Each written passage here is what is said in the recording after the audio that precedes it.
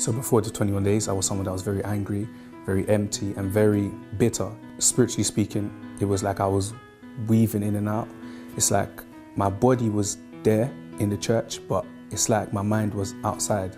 So I was still thinking about the worldly things, even though I cut off the worldly things. It's like my mind was still there, connected to it. For example, the music, the people that I would still be around with. Sincerely speaking, at first, I just did it for the sake of doing it. But then, as the days passed, I decided, okay, let me give this a go. Let me see if it actually works. Because people in the church were telling me, you know, they grew spiritually speaking from it.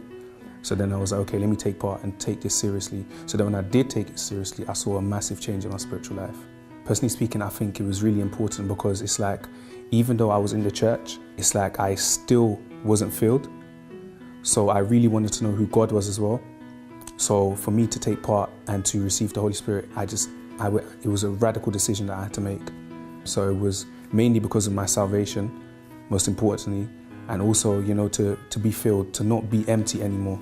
Of course, I had to pray, I had to fast, but what I did crazy purposes. I did purposes by myself, so it was just me and God. So I would wake up every day, 6:30 in the morning, I'll go to the church. I'll go midnight, I'll go to places, I'll be praying that when people were sleeping, I'll be awake. Just seeking God. That's the main things that I was doing. So the result was I received the Holy Spirit. I grew spiritually speaking, and when I did receive Him, it's like I knew who I was and I knew that God was with me.